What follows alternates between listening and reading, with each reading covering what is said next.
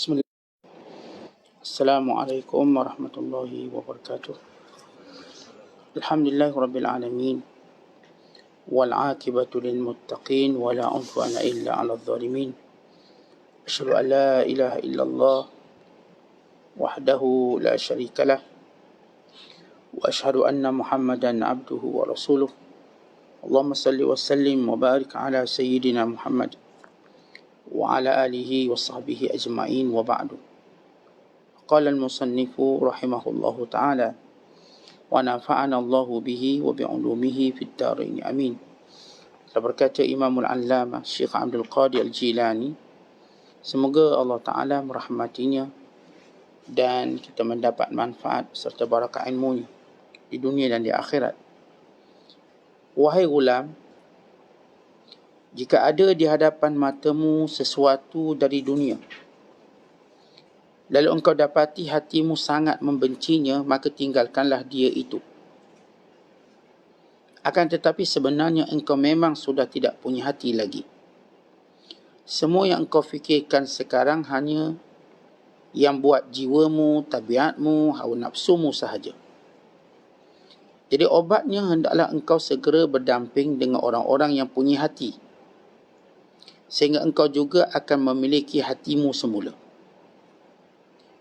Engkau memang memerlukan seorang guru, seorang syekh atau tuan guru yang bijaksana, yang mengamalkan semua hukum hakam Allah Azza wa Jalla, supaya dia mendidik dan mengajarmu serta menasihatimu. Hai orang yang sudah menjual semua apa yang dimilikinya tanpa harga, untuk membeli sesuatu yang tidak kekal dengan semua hartanya. Engkau sudah membeli dunia dengan akhiratmu, dan sudah menjual akhiratmu dengan dunia. Gila atas gila, hanyut atas hanyut, dan jahil atas jahil. Engkau makan seperti binatang. Engkau makan seperti binatang makan, tanpa periksa lagi, tanpa kira lagi, tanya-tanya lagi, tanpa tanya lagi, tanpa niat, tanpa perintah dan tanpa amal. Orang mukmin memakan apa yang dibolehkan oleh syariat. Si wali pula disuruh makan, namun dia tidak mau makan kerana takutkan hatinya menjadi keras. Si wali abdal tidak mau menghiraukan apa saja selain Allah semata. Malah dia berbuat sesuatu di alam keghaibannya dengan Tuhannya Azza wa Jalla serta kefanaannya pada Allah. Si wali berdiri atas perintah. Si abdal telah dirampas daripadanya kuasa untuk memilih. Dan semua itu berlaku dalam memelihara batasan-batasan syariat. Si fani, yakni orang yang fana dengan Allah Azza wa Jalla dan jauh dari semua makhluk, melihat batasan-batasan syariat. Kemudian dia menjerit di lautan takdir. Lalu ombak-ombak lautan itu membolak-balikkannya pula, sekejap ke atas dan sekejap ke bawah, sehingga akhirnya dilemparkannya ke pantai. Ataupun kadang-kalanya dilibatkannya ke dalam gelombang yang besar, sebagaimana yang berlaku kepada para penghuni gua Ashabul Kahfi, yang diceritakan Allah Azza wa Jalla dalam Al-Quran, wa nuqallibuhum dhatal yamin wa dhatal shimal.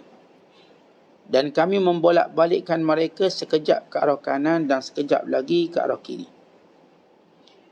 Mereka sudah tidak punya akal atau takbir atau perasaan, kerana mereka sedang berada di dalam rumah kelembutan dan pendekatan, menutupi mata-mata mereka secara zahir dan batin. Dan begitulah dengan orang ini yang sudah didekatkan kepada Tuhan. Dia sudah memejamkan kedua belah mata hatinya kepada apa sahaja yang selain Tuhan Azza wa Jalla. Dia tiada memandang lagi melainkan kepada Allah Ta'ala sahaja dan dengan Allah Ta'ala sahaja, dan tiada mendengar lagi melainkan daripada Allah Ta'ala sahaja. Ya Allah, ya Tuhanku, fanakkanlah kami dari selain Engkau sahaja, dan wujudkanlah kami dengan Engkau sahaja. Ya Tuhan,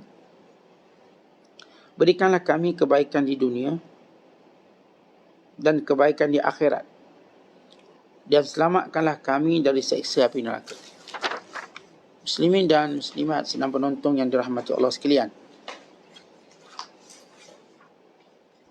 bila Syekh Abdul Qadir menyebut, kalau ada sesuatu yang berada di hadapan mata kita dalam urusan duniawi, kalau sekiranya hati kita membencinya, maka hendaklah kita buang. Tapi persoalannya, apakah kita punya hati yang betul? Hati yang baik. Sebab hati kita telah mengikut hawa nafsu, telah mengikut tabiat, telah mengikut kebiasaan. Maka kita sebenarnya tidak punya hati. Baik, untuk faham tentang hati orang beriman, yang disebut oleh Nabi SAW, Iza salahat, salahal jasadu kullu. Wa iza fasadat, fasadal jasadu kullu. Ala wahiyal qalbu. Hati ini di mana fungsinya, bila dia baik, maka seluruh anggota badan itu baik. Bila dia rosak, seluruh anggota badan itu rosak. Dan bila Rasulullah menyebut peranan yang dimainkan oleh salah satu anggota paling penting dalam tubuh badan kita, baginda sallallahu alaihi wasallam menyatakan, ala ketahuilah, ialah hati. Hati yang bila mana dia elok, semua jadi elok. Dan ini dimaksudkan dalam hadis Wabisah radhiyallahu ta'ala anhu, bila datang Wabisah kepada baginda sallallahu alaihi wasallam, baginda kata, istafti qalbak wa in aftakan nas wa aftuka. Tanyalah hatimu, walaupun manusia beri pandangan dan beri pendapat, tapi ikut hati. Baik, bila kita sebut ikut hati, sehingga kita perlu membelakangi hawa nafsu, membelakangi kebiasaan, membelakangi kehendak kita. Hati yang bagaimana? Yang disebut oleh Allah, illa man atallaha biqalbin salim. Orang yang datang bertemu dengan Allah dengan hati yang sejahtera. Bila Allah Ta'ala sebut dalam Quran, yauma la yanfa'u malun wala banun illa man atallaha biqalbin salim. Pada hari tiada memberi manfaat harta benda dan anak pinak, melainkan yang datang bertemu dengan Allah dengan hati yang selamat, salim.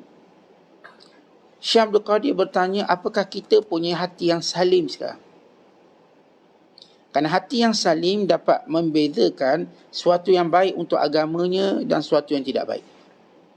Suatu yang memberi mudarat dan suatu yang memberi manfaat. Kerana dalam banyak hal, kita perlu bertanyakan pada hati kita dan membuat keputusan. Sebab hati itu kecenderungan, suka ataupun benci. Ya, kita ada tok guru, ada ustaz. Ustaz kita dengan kita mungkin setengah jam, sejam. Duduk, mengajar, kita belajar dengan dia. Dan keseluruhan hari kita bersama dengan hati kita. Maka kita pun bertindak. Muamalah kita dengan isteri, muamalah dengan anak-anak, muamalah dengan kawan, muamalah kita dengan harta benda, muamalah kita dengan hal-hal duniawi. Waktu itu menentukan apakah hati kita benar-benar dipenuhi dengan iman, dipenuhi dengan taqwa, sehingga membentuk hati yang merupakan berfungsi sebagai raja yang adil. Sebagaimana kata Imam Al-Ghazali rahimahullah, hati ini raja dan seluruh anggota badan ini tentera. Bagaimana kita nak membentuk naluri hati yang baik sehingga walau dalam ketiadaan guru kita, hatta dalam ketiadaan dalil dalam keadaan tertentu, kita dapat memutuskan ini baik atau tak baik, ini bagus ataupun tak bagus. Sebab hati ini dia akan berfungsi, dia menjadi sensor. Kalau kita baiki sensor ni dengan elok-elok, maka dia dapat detect atau dia dapat mengesan suatu objek yang menghalang, yang tak baik atau sebagainya. Dia akan bunyi, dia akan beeping, dia akan berbunyi memberi isyarat pada kita. Tapi kalau hati kita dah rosak, Sehingga kita tak dapat beza halal dan haram, dosa dan pahala. Kecenderungan kita pada maksiat, kecenderungan kita pada ahli maksiat, kecenderungan kita pada perkara yang melalaikan, maka hati ni tak guna untuk diminta fatwa. Sebab itu tugas kita orang beriman, bagaimana kita nak suburkan hati ini. Ya, kita ada iman, kita ada takwa. Iman dan takwa ini tempat dia kat dalam hati. Sebab itu bila cahaya hidayah masuk, dia masuk ke dalam hati.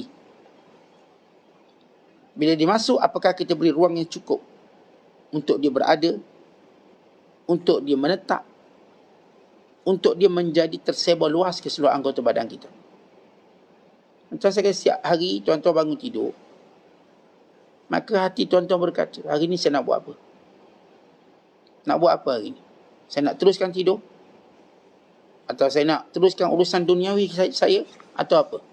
Baik, hati yang baik, dia tahu nak buat keputusan.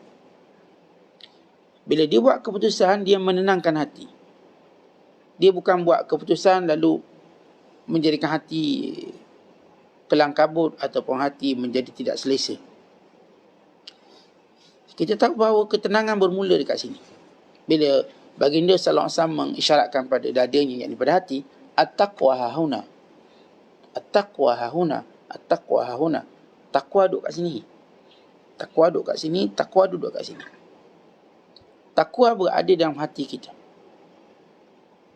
Maka hati kita ini akan bertindak dalam membuat keputusan, bukan dalam merancang, bukan dalam kita berniatkan sesuatu yang baik atau sebaliknya. Tapi kalau hati kita, tuan-tuan, tak berpelok, macam mana kita nak buat keputusan nak buat atau tak nak buat? Sedangkan bila Rasulullah kata, tanyalah hatimu. Yang Rasulullah maksudkan bukan sebarang hati. Kalau tidak, semua orang bertindak dengan nafsu dia. Dia kata, ini hati saya cakap macam tu. Saat hati saya rasa saya cenderung sini, saya cenderung sini. Jadi kalau hati kita tak kuat, maka kita tidak boleh bertanya hati lagi. Bukan kita kena tanya guru kita. Tapi kalau hati kita kuat, kita tidak berhajat untuk bertanya pada guru kita. Sebab hati kita kuat. Tapi kalau hati tak kuat, ya, kita perlu terus mendampingi guru. Sehingga kita mampu mendapat keputusan yang baik dalam setiap tindakan kita. Sebab bila kita susah hati, yang binasanya kita. Bila berlaku tekanan-tekanan tertentu, yang hadapinya kita. Kita yang hadapi benda tu, bukan orang lain. Oleh sebab itu, bagaimana kita nak membina hati yang sejahtera? Kita nak membina hati yang salim, membina hati yang bersih, yang suci, yang merupakan raja yang adil, yang boleh beri keputusan dengan cepat, bukan dengan tepat. Tetapi kalau kita istikharah, kita dalam Islam diajar, kalau sekiranya ada persoalan yang perlu kita putuskan, maka kita istikharah. Dan setengah ulama berdasarkan pada satu hadis Anas bin Malik, istikharah ini dilakukan setidak-tidaknya 7 kali. Sebagaimana hadis riwayat Imam Ibn Sunni. 7 kali kena istikharah. Lepas tu apa keputusan hati? Keputusan terletak kat mana? Bukan mimpi, tapi hati. Kalau ke mana hati kita tenang pada suatu keputusan, maka silakan. Hati kita tak tenang pada suatu keputusan, maka hentikan. Hentikan. Maka hati ini ditunjuk cara dan jalan yang betul dalam memproses suatu keputusan. Munajat pada Allah. Sebab itu kita doa, Allahumma alhimni rushdi. Ya Allah, ilhamkan kepadaku kebijaksanaan. Wa'idhni min syarri nafsi. Jauhilah aku daripada pengaruh hawa nafsu dalam kebijaksanaan ini. Doa yang baginda sallallahu alaihi wasallam ajar pada kita, Allahumma alhimni rushdi wa'idhni min syarri nafsi. Ya Allah, ilhamkan kepadaku rushdi. Rushdi pertama maksudnya kebijaksanaan dalam buat keputusan. Rushdi juga memberi maksud petunjuk dari Allah. Sebab itu disebut khulafa ar-rasyidin. Rashid. Kata Rashid, Ra, Alif, Shin, Dal, Rashidun, itu yang dapat petunjuk, yang bijaksana, seorang yang tepat dalam buat keputusan. Dan ini juga doa kita kepada yang diajar oleh Nabi SAW. Allahumma hdini wasaddidni. Ya Allah, beri hidayah padaku dan jadikan aku tepat buat keputusan. Saddidni. Saddidni ini ialah satu doa untuk kita dapat tepat. Seumpama kita memanah pun sama. Bila kita doa Allah masaddidni, dan jadikan aku panah ni tepat pada sasaran. Jadi kita sebut perkataan saddid ni, jadikan aku betul. Betul. Saya nak buat keputusan daripada kebijaksanaan yang Allah ilhamkan, dan ia memang betul. Maka hati ni yang kita nak wujudkan. Tapi kata Syekh Abdul Qadir, ramai orang hati dah tak betul. Tentang hati kita dah tak betul. Hati yang patut ada ketenangan ingat Allah dah tak ada. Ketenangan kita waktu kita melakukan maksiat. Hati yang patut bersemangat dalam bertakwa pada Allah, gembira dalam buat kebaikan, hati tu dah rosak. Dia dah gembira buat maksiat. Hati yang dahulunya mencintai kebaikan, mencintai ahli kebaikan, hari ni hati ni sudah benci ahli kebaikan. Bahkan sudah cenderung pada ahli dunia. Maka hati ni tak boleh kita ambil keputusan. Maka orang macam ni tak mampu lagi untuk buat keputusan yang betul. Kerana setiap keputusannya menjauhkan dia dari Allah. Setiap keputusannya, makin dia buat keputusan dalam hidupnya, dalam rumah tangganya, dalam dunianya, semuanya menjadikan dia makin jauh dengan Allah. Maka kalau kita tengok diri kita jauh dari Allah kerana hati kita tidak berfungsi. Kalau kita dekat dengan Allah, hati itu sedang berfungsi. Jadi kalau hati kita tak mampu dekatkan kita pada Allah, tak mampu membisikkan, tak mampu memberi semangat, motivasi pada kita untuk taat, untuk melangkah pada jalan Allah, ketahuilah hati kita mengalami kerosakan. Enjin kita ni rosak. Tak boleh ke mana. Harap body je cantik, tapi enjin dah rosak. Maka masuk bengkel. Bersama kembali dengan tuan guru kita. Duduk dengan Tok Guru. Tok Guru yang macam mana? Syekh sebut. Tok Guru yang mengamalkan semua hukum hakam Allah. Tok Guru yang beramal dengan hukum hakam Allah. Dia tahu semua yang berkait dengan hukum hakam. Artinya yang dia tahu tentang tafsirnya, dia tahu tentang hadisnya, dia tahu tentang hukum fiqhnya. Kita tak boleh cari guru yang tak tahu ilmu-ilmu ini. Dia tahu ilmu zahirnya, ilmu hakikatnya. Dia tahu ilmu yang bersifat jawarih dan ilmu yang bersifat kulub. Jawarih anggota badan, hukum hakam, dan berkait dengan hati. Dia tahu sifat apa yang perlu ada, yang perlu dibuang, macam mana nak buat keputusan. Dan dia inilah yang mampu didik kamu, ajar kamu, serta nasihat kamu. Oleh kerana itu Syekh Abdul Qadir kata, ini Syekh sebut dengan anak murid dia. Perkataan Ghulam ni anak murid kesayangan ni. Pun anak murid kesayangan pun dia rasa kamu ni dah belum ada hati yang betul. Kamu tak boleh buat keputusan yang betul. Tetapi kalau kita masa kecil dululah, siap keputusan kita siapa yang buat? Siapa yang buat keputusan kita? Mak kita, ayah kita. Even kita nak pakai baju pun mak kita yang kata, baju ni pakai. Maka kita pakai. Sebab kita memang tak pandai memilih. Dan kita pun tak boleh pilih makanan. Mak kata, okey, makan ni. Kita pun makan. Minum ni. Okay. Lepas tu kita mula pandai memilih makanan. Tetapi mak kita masih mengawasi kita. Supaya kita tak ambil benda bahaya. Maka dia pun tengok, oh dah pandai. Tengok basuh pinggang dah pandai, tak pecah. Maka dia mula beri sedikit demi sedikit kebebasan. Untuk kita memilih pakaian sendiri. Bahkan untuk memilih makanan sendiri. Sebab dia mula tahu kita dah pandai. Sampai kita makin dewasa dan matang. Sampai peringkat dia beri kita mencari jodoh kita sendiri. Dia nampak okey, jodoh. Namun dia masih observe kita. Oh jodoh ni, okey bagus. Atau dia tengok, ni tak bagus ni. Maka dia tegur. Sama ada dia memilih jodoh yang lain, atau dibaiki jodoh yang ada, supaya disetujui oleh mak ayah dia. Kalau tidak, dia tak boleh masuk dalam keluarga. Okay, dia memilih untuk membaiki orang ni. Maka baikilah orang ni, maka mak ayah dia setuju. Tetapi itu analogi kehidupan dunia. Sama dalam hal-hal yang lain. Waktu kita tak tahu hukum hakam, ulama kita ajarlah ni halal, ni haram, dosa, pahala. Akhirnya kita makin pandai mengetahui. kita mula tahu haramnya mana, yang pahalanya di mana, kita mula boleh solat seorang diri, kita mula boleh beribadat dengan sendirinya. Tapi ada waktu hati ini kembali keruh. Lalu kita mula buat keputusan yang salah dalam hidup kita. Maka tak ada cara lain melainkan kembali semula kepada pedoman kita, kepada guru mursyid kita, dan pimpin balik kita. Baiki balik untuk kita mengetahui. Kemudian kata Syekh, dia mula menyebut ini contoh-contoh orang yang hatinya rosak, iaitu mereka yang menjual semua benda dunia. Mereka menjual semua benda untuk dapatkan dunia. Artinya mula kita nampak orang ni letakkan keutamaan dunia, dan sampai peringkat mereka jual akhirat. Dia mula-mula dia nak banyak dunia je, banyak. Last sekali dia perlu gadaikan akhirat, dia mula gadaikan akhirat.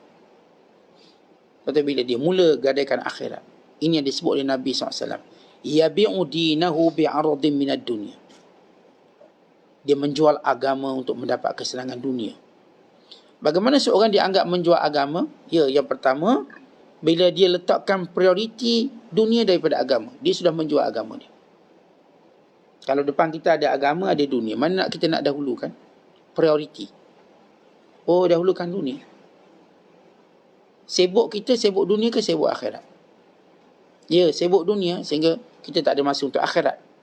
Bukan sibuk akhirat sehingga dunia mesti beratur dulu untuk queue dulu untuk dapat bahagian dia, sebab saya sibuk dengan akhirat. Atau akhirat yang kena beratur. Akhirat kena beratur. Nanti saya ada masa lapang, saya akan pergi solat Jumaat. Kalau saya ada masa lapang, saya baca Quran.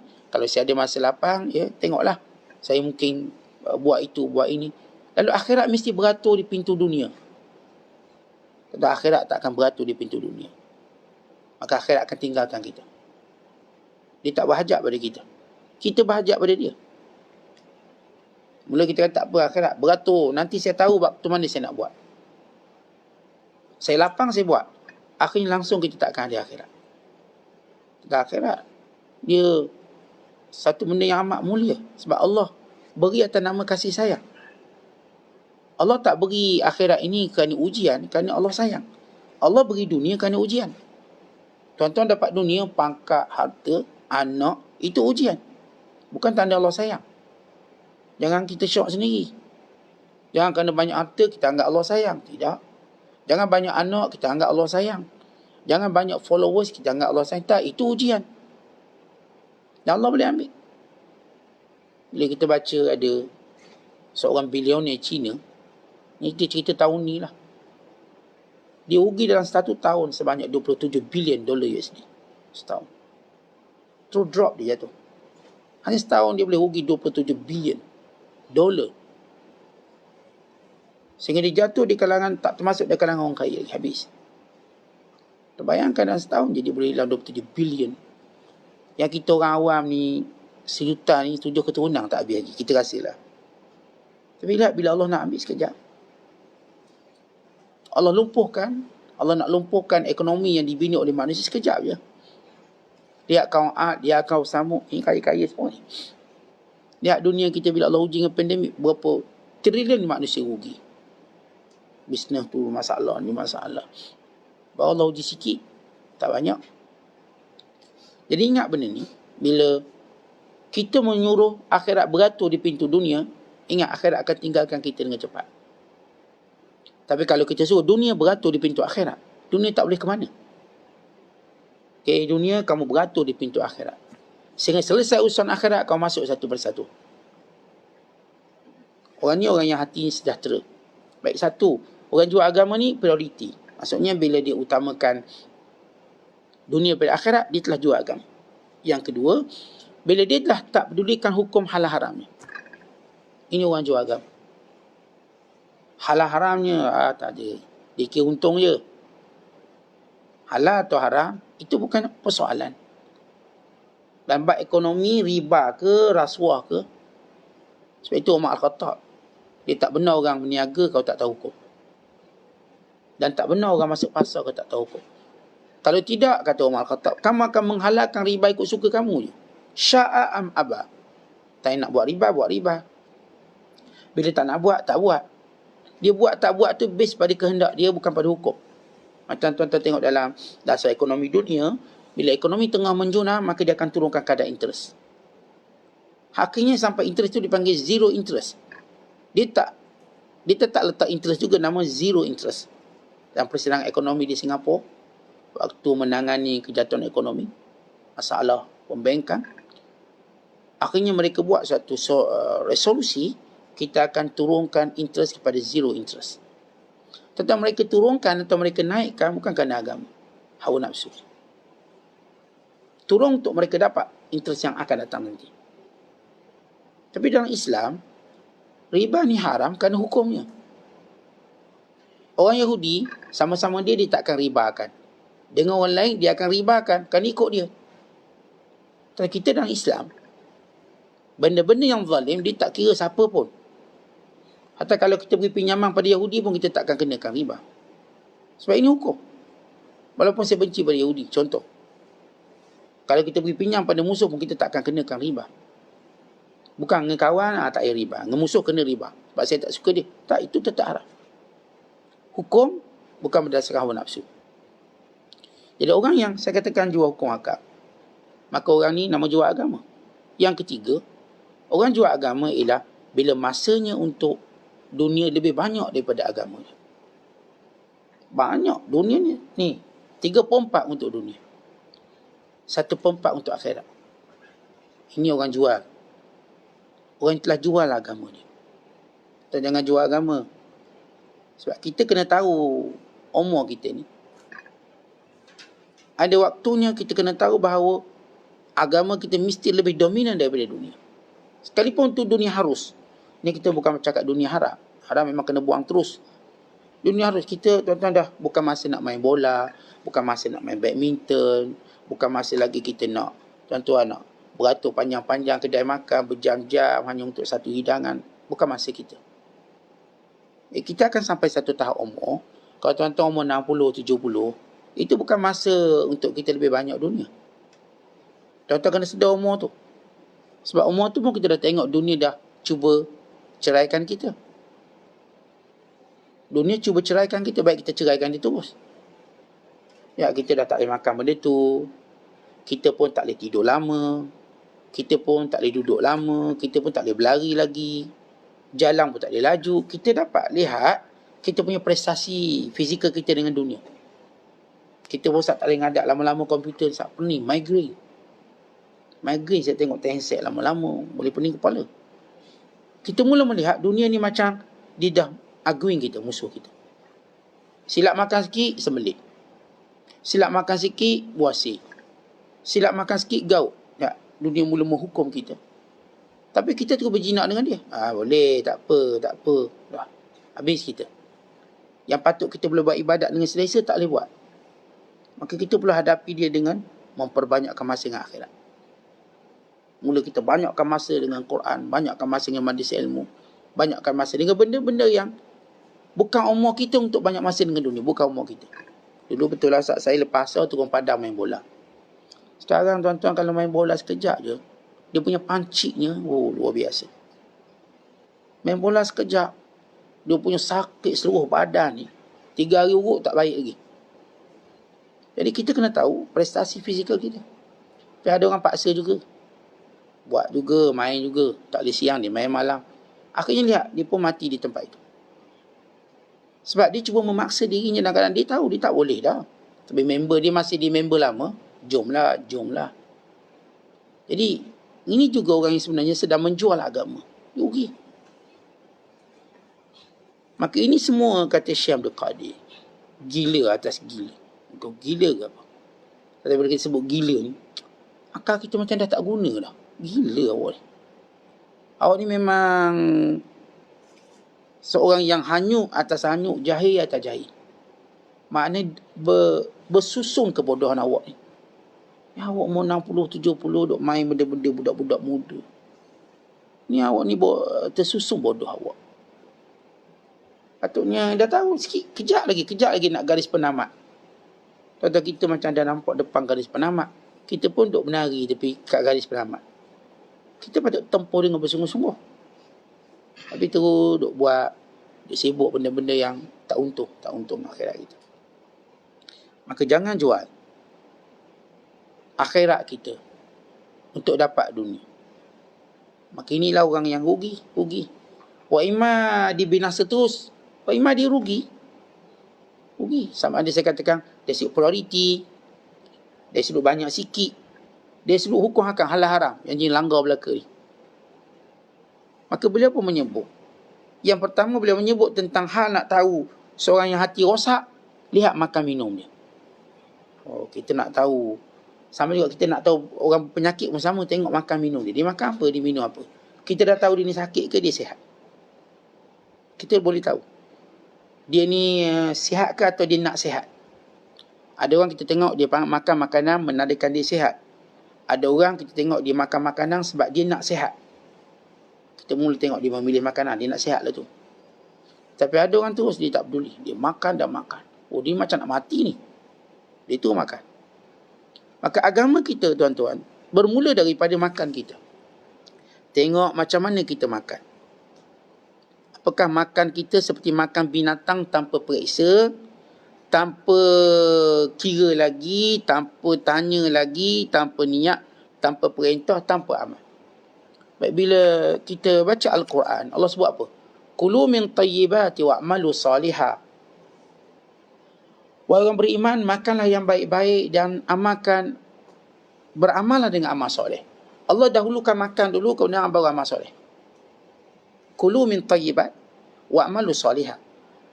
Makanlah yang baik-baik dan beramallah dengan amalan yang baik. Nak tahu bagaimana seorang itu bersemangat dalam ibadat, tengok cara dia makan. Tengok apa dia makan. Tengok bagaimana dia makan. Kita tahu ibadat dia macam mana. Dia tak boleh tipu kita. Orang yang peduli makan minum, dia peduli, maka orang ni agama selamat. Orang yang makan seperti binatang, orang ni agama tak selamat. Bahkan kata ulama, kita kalau nak cari tok guru pun, kita tengok 3 benda. Kata ulama, bila kita nak cari tuan guru kita nak test mana orang ni layak jadi guru kita ataupun tidak. Kata ulama, tafaqqadu minhu thalatha. Tengok 3 perkara yang ada pada dia. Kalau 3 perkara ini ada pada dia, bergurulah dengan dia. Yang pertama, kamu tengok dia, apakah dia ahli bid'ah atau tidak. Maksud ahli bid'ah ialah orang yang mengabaikan dalil. Maka orang ini bercakap dengan lidah syaitan.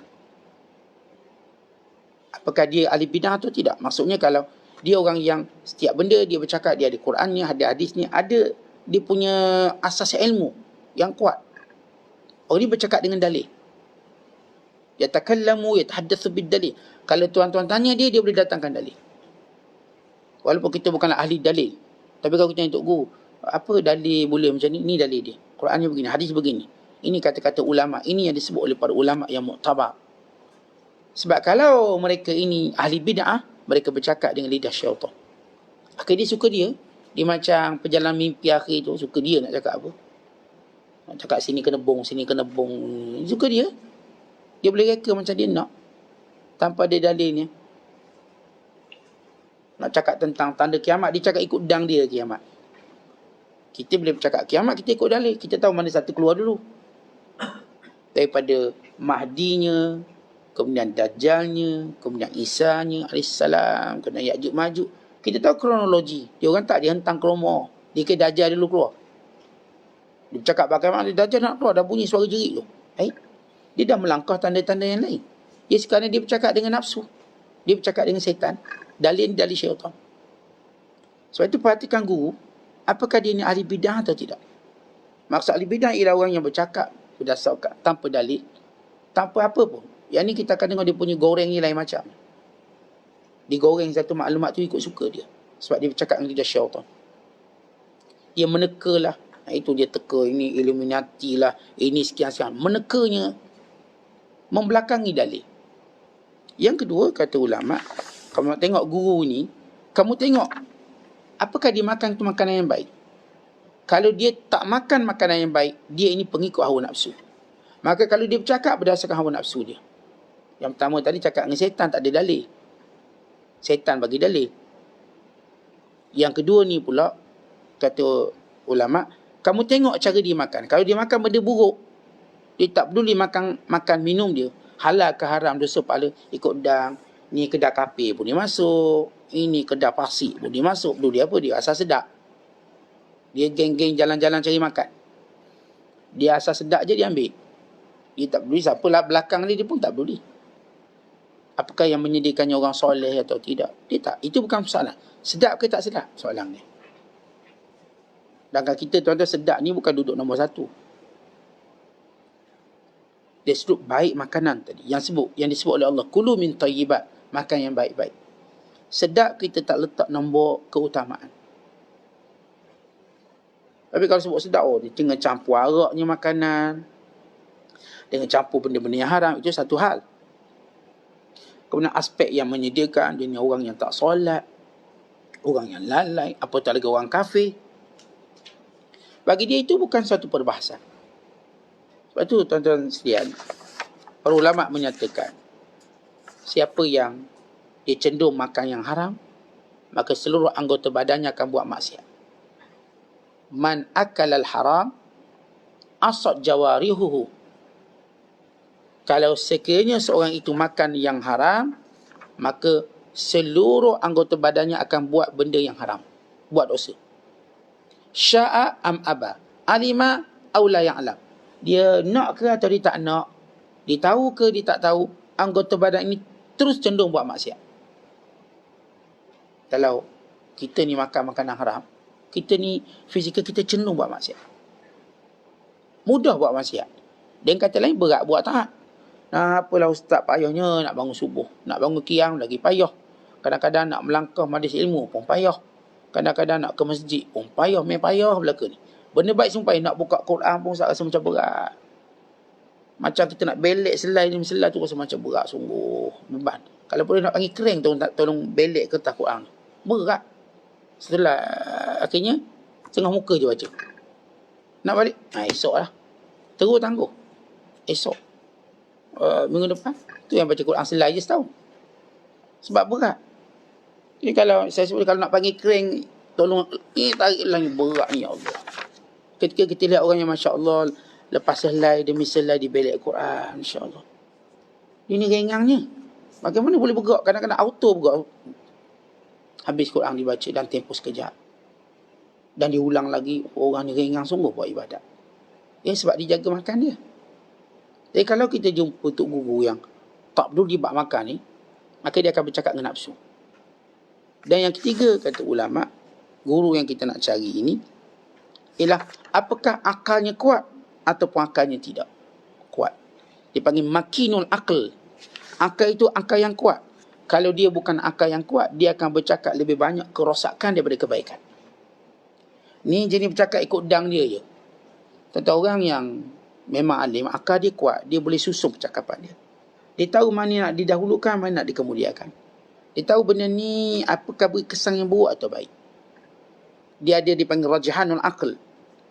Akal yang pandai menyusun sesuatu. Lah bukan maksud bila ada ilmu suka kita nak cakap apa. Tak, kita tahu bila nak cakap ini, bila nak cakap ini. Kita tahu. Kalau kita tahu guru-guru yang mengetahui cara bercakap, seni percakapan. Bukan seni menegur, dia tahu dia ni makinul akal. Dia tak tegur untuk orang jauh. Dia tegur untuk orang dekat. Maksudnya dia tak tegur untuk orang menjauhi dia. Dia tegur sehingga orang tu makin dekat dengan dia. Makin dia tegur, makin dekat. Kenapa dia ni akal bijak? Pengurusan dia bijak. Kalau kita jumpa 3 sifat tok guru ni, dalam kita pernah sebut 3 sifat guru mursyid, 5 sifat guru mursyid, 12 sifat guru mursyid. Itu pada bila mana kita mulazamah dengan mereka. Ini kita nak kenal dari awal ni. Nak sekilas kita lihat, dah tahu. Sebab bila kita nak pilih guru, kita akan duduk satu majlis ke satu majlis. Sampailah kita tahu, ini sesuai, maka kita lazimi. Yang mula kita boleh pilih. Sampai satu waktu, kita perlu lazimi. Kenapa kena lazimi? Supaya nampak teratur cara fahaman kita. Kita boleh dengar semua. Tapi ada satu yang kita kena lazimi. Tengok, ni, saya perlu lazimi. Baik lazimi dari sudut majlis ilmunya dan fatwanya. Sebab saya rasa ini boleh. Maka kita akan duduk melazimi. Maka waktu itu kita lihat makinu akhlihi, akannya kuat. Akannya kuat macam mana dia bawa kronologi sesuatu perkara. Dia umpama seorang arkitek. Bila dia nak bina rumah, dia tahu nak mula kat mana. Dia tahu nak mula lantai dulu ke, tiang dulu ke, dia nak buat apa. Dia tahu nak start kat mana. Ketika mana orang lain tak nampak, dia tahu macam mana nak start. Maka akhirnya rumah tu siap dan kuat. Sama juga dengan ulama' yang kita nak berguru ni. Dia tahu bila dia nak bina kita nak start kat mana. Ustaz, saya nak belajar ilmu apa dulu? Ustaz, saya nak apa dulu? Tak belajar satu dulu. Belajar disiplin dulu. Jangan cerita ilmu apa, kamu belajar disiplin. Sehingga kamu dah boleh disiplin, aku beritahu apa ilmu yang kamu patut belajar. Saya kau boleh nak faham cepat, sabar. Begini cara kau faham. Dan ini pelatih. Kalau tuan-tuan tengok orang yang latih anjing sebagai contoh. Sebab anjing ni ialah binatang yang paling mudah dilatih berbanding binatang lain. Sehingga dalam Quran sebut tentang mu'allam, perkataan mu'allam, mukallabin, itu anjing-anjing yang terlatih. Binatang lain boleh latih, tapi dia tak semudah anjing. Dia boleh, dia kuat, dia boleh menerima latihan. Dia macam kita sebut ni, jenis orang rajin study lah anjing ni. Kucing ni manja-manja sikit, malas sikit, tu payah. Walaupun dia jinak, tapi payah nak ajar. Dia mudah digoda oleh jiran sebelah. Kucing kita, jiran sebelah ambil. Digoda, anjing tak. Anjing tak, dia nak pergi jiran sebelah. Tuan-tuan dah ikat dia lekat kat kita. Jiran sebelah dia salaknya. Dia boleh gigit jiran sebelah. Kalau jenis anjing, semua kaki orang digeselnya. Kalau jenis kucing, semua kaki orang digeselnya. Sebab kucing tak setia. Ini bukan kata, jangan beli kucing ke Ustaz. Dia tak setia kucing. Kalau nak jaga dia, boleh kurung dia supaya dia setia. Tidak semua jantan dia pergi. Anjing tidak. Anjing dia ada kesetiaan yang luar biasa. Tapi kenapa kita Islam tak boleh berani? Kena ada sebabnya. Cuma saya nak sebut contoh. Sebab ada ulama' yang mengarang kitab berkait kelebihan anjing berbanding manusia. Dari sudut muhasabah. Apa-apa manusia lebih mulia pada anjing. Ini dari sudut muhasabah. Bila kita nak muhasabah ni tuan-tuan, kita akan tengok semua benda lah. Semua aspek yang mana kita kurang berbanding benda ni supaya kita rasa hina. Jangan jadi hina lebih pada anjing. Macam ulama' kata, kamu jangan jadi lebih lemah daripada burung gagak. Sebab dia mengawal kamu bangun lambat. Kita kadang-kadang nak motivasi, kita kena cari benda yang paling hina supaya motivasi cepat naik. Tuan-tuan bangun subuh pukul apa? 4.30. Pukul gagak 3.30. 3.30 dia bunyi dah. Kita 3.30 tu tak ada apa. 4.05 kalah lawan gagak. Walaupun gagak tu hitam, dia juara dalam bangun subuh. Intinya di situ kita bandingkan. Tuan-tuan ni jenis sabar tak? Kena marah sikit lari. Kaldai lebih sabar daripada tuan-tuan. Kaldai dipukul, dia tak lari. Pukul. Tuan-tuan tak akan jumpa kaldai punggungnya cantik. Semua dia pukul. Sampai dah lunyai dia punya punggung. Dia pukul oleh tuan dia untuk dia berjalan, bergerak. Tapi dia tetap sabar. Tak lari ke mana, duduk situ dia. Kita kadang-kadang kecil hati sikit, lari jauhnya lari. Kecil hati sikit je kena tegur dia mak, tegur dia ayah. Mana kita ni teruk pada kaldai. Kau tahu aku beli kaldai je daripada bela kamu. Makan tiap-tiap hari, cakap sikit mengajuk. Cakap sikit mengajuk. Umpama. Jadi bila saya sebut ulama' yang karang kelebihan anjing berbanding manusia, bukan maksud orang Ustaz ni menyalahi Quran. Faham dia elok, nilai muhasabah. Dalam kitab oleh Imam Dimashqi, Fadlul Kilab ala man labisa siyab. Kelebihan anjing ke atas orang yang pakai baju. Ini manusia lah. Manusia yang lara. Baik, kita sebut tadi anjing ni tuan-tuan, makhluk yang mudah dididik. Dan dia tak akan merampas makanan daripada tangan tuan dia. Tak akan. Bila dia letak baru dia makan. Kalau tuan-tuan pegang makanan, dia tak akan sambur makanan tu. Letak, maka dia pun tu. Kalau tuan-tuan halau, dia lari. Bila panggil, dia datang. Kita kalau halau orang panggil tak datang, mengajuk. Anjing dia halau, baling batu kuning panggil, dia datang. Macam biasa. Dia tak kecil hati. Itu hebat dia. Supaya kita muhasabah. Kita banyak kelebihan, tapi itu untuk saya kata nilai muhasabah. Baik, kembali pada bab makan minum tadi. Kita katakan syarat kita nak pilih guru, kita ada 3. Dalam pandangan zahir kita dah nampak. Orang ni bercakap ada dalih. Bukan ikut bid'ah dia. Kerana dia akan bercakap dengan lidah syaitan. Dan orang ni Pak makan, dia jaga. Dan orang ni, ialah dia orang akal yang kuat. Dia tahu nak susun sesuatu. Macam saya beri contoh. Arkiteknya, contoh itu. Dia tahu nak mulakan mana.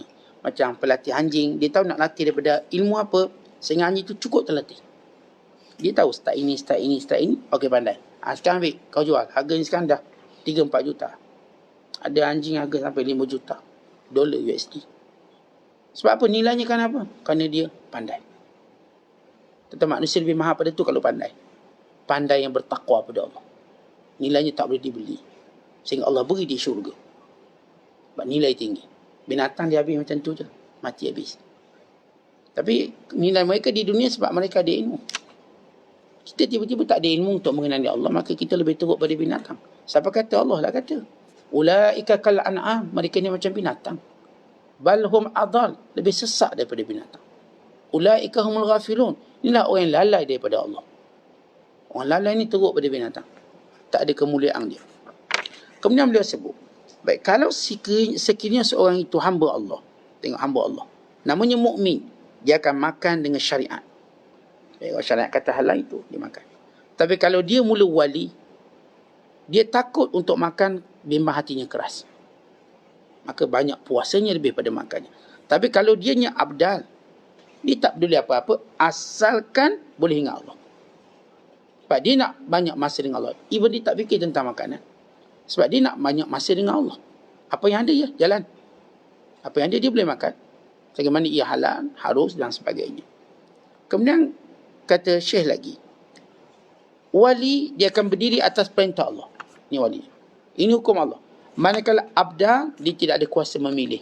Apa pun yang Allah berikan, dia terima. Dia redha. Yang ni berdiri atas perintah. Yang ni mengikut keadaan. Macam mana Allah letak keadaan ni, dia terima. Kemudian Syekh menyebut satu istilah namanya fani. Fani ni orang mula-mula macam, mula-mula nak dekat dengan Allah, dia mula fani. Fani ni kita sebut fana lah, fana.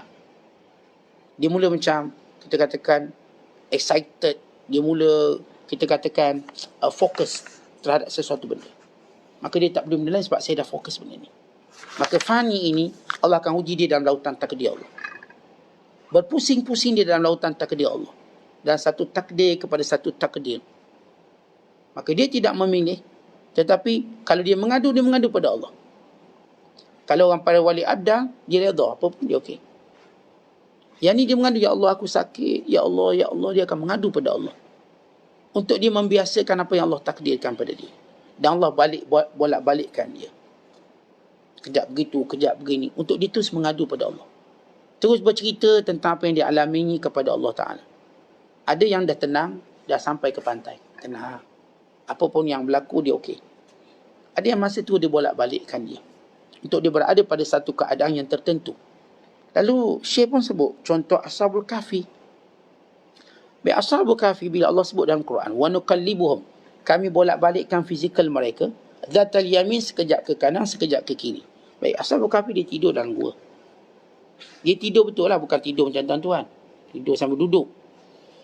Ni tidur betul. Tuan-tuan bukan Ashabul Kahfi, ni baru Ashabul Buyut. Tidur kat rumah, tidur. Ni je ni, bagi betul ni tidur. Tidur.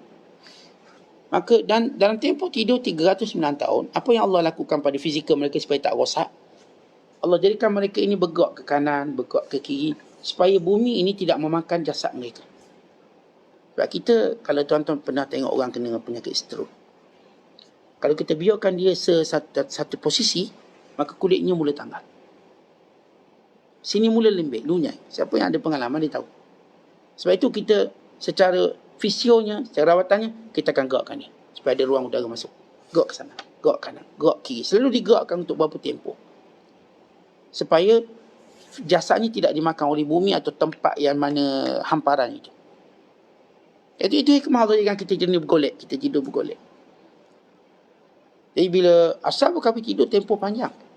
Kan 309 tahun. Bukan 3 jam. Maka Allah yang akan menjaganya. Di sebalik bolak-balik tadi dalam penjagaan Allah. Dia seorang hamba Allah. Walaupun dia dalam keadaan dibolak-balikkan takdirnya. Tapi dia dalam pemeliharaan Allah. Allah pelihara dia. Allah jaga dia. Sehingga sampai waktu dia bangun merdeka bebas. Sehingga sampai waktu dia mendapat kemuliaan di sisi Allah Subhanahu Wa Taala. maka ketika itu diserahkan segalanya pada Allah. Hati, perasaan dia dah pejam mata, percaya je. Tentu kalau seorang kata, okey, pejam mata, saya akan pimpin tangan awak untuk berjalan. Kita kata silakan. Sebab kita tahu ada hadiah mesti di hadapan. Kita ditutup mata, dipimpin tangan, maka kita berjalan. Kita tak nak tengok apa-apa. Kita yakin tangan yang memegang kita. Dia akan bawa kita pada satu reward, pada satu hadiah, pada satu anugerah yang hebat. Ketika itu, kita pejam mata dari seluruh makhluk. Kita tak tengok. Dia umpama kuda, tuan-tuan nak suruh kuda tu laju, ditutup wajah dia, ditutup matanya. So, jangan kuda ni fokus pada lain sehingga dia akan bergerak kanan kiri. Maka dia percaya pada tali kendati. Yang dia punya pilot atas kuda tu, atau disebut joki, duduk, tali ni akan memandu dia. Kuda tadi tutup mata dia. Jangan tengok. Sebab kalau kuda tadi buka mata, dia tengok sesuatu, dia pasti akan ke kiri dan ke kanan. Maka dia tutup mata, gunakan tali tadi yang dijaga oleh joki yang amat berpengalaman, maka disampaikan penama. Umpama itulah kita. Sahabat peringkat, tuan-tuan, kita tak diperlihatkan oleh Allah benda-benda yang mengganggu agama kita. Tak ada lagi. Apa pun lalu kiri kanan kita, dia tak ganggu fokus kita pada agama. Sebab kita dah tahu matlamat hidup. Kita dah tahu kepada siapa kita akan kembalikan. Pada siapa kita dikembalikan. Dan kita dah tahu apa yang kita nak dalam hidup. Orang ni jalannya insya-Allah lurus, terus straight.